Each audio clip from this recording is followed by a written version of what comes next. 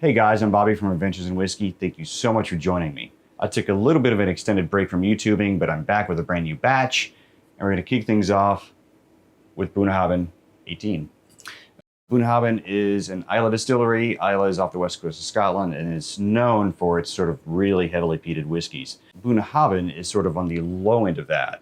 The 12-year-old I've had before, and it's fantastic. It's a great introductory dram if you're sort of getting into Scotch.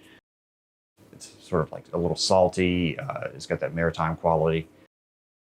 A little bit of smoke, not too much. So Bunnahabhain 18 I haven't had until very recently. It wasn't available here in Louisiana. A fantastic whiskey buddy of mine, you know who you are, thank you so much, sent over the bottle. And now here we are tasting. Bunnahabhain 18, no color added, not chill filtered, and it's bottled at 46.3%. So it's a nice sort of hefty ABV to kick things off. The nose is nice. It's got sort of a slightly burnt caramel sort of thing going on, a little bit of salt. It's got some sherried dried fruit, a little bit of almond. I think the majority of this whiskey is probably made of ex-bourbon casks or refill casks, while there's probably a small portion of ex-European oak sherry casks. And for me, that sherry, those sherry butts play really nice against the salty quality of the distillery. There's a little bit of baking spice in the back, but there's also some oak spice as well. Let's try it. When tasting whiskey, the first sip usually just sort of coats the palate and sort of preps it for the whiskey. So don't make any first impressions from that first sip. Really start to judge on sip number 2. There's like a salted toffee, where on the nose I got more of a slightly burnt caramel sort of thing. This is a salted toffee, definitely. There's a little bit of honey. There's like a nice sort of sweet malt. There's also a little bit of an herbaceous quality about it, sort of like a dried basil.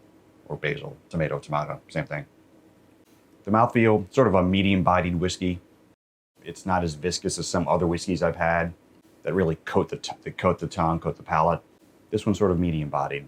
The finish, going into the finish, you get a lot more of those dried fruits, a little bit more of like a slightly leathery quality about it, and that's just age and oak casks. There's a barrel influence is starting to take over.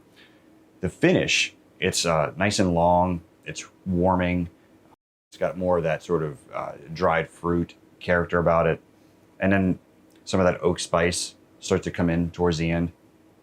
It's really nice. I paid about 130, 140-ish for the bottle, and I gotta say it's worth every penny for me. If you are sort of wanting to get into Bunnahabhain, I'd suggest starting with a 12-year-old and then sort of work your way up. 12-year-old is a beautiful balance of the distillery character and oak influence or barrel influence, where the 18 you start to see a little bit more of that barrel influence, a little bit more of that sherry cask influence. I wouldn't call it a sherried whiskey per se, because it's not overwhelming, but it's there. So good. So there you have it, Bunnahabhain 18, fantastic whiskey.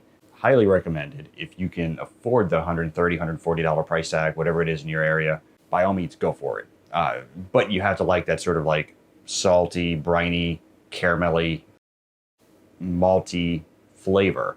If you're not familiar with Bunnahabhain 18, like I mentioned before, or if you're not familiar with Bunnahabhain as a distillery, start with your 12-year-old and work your way up to the 18.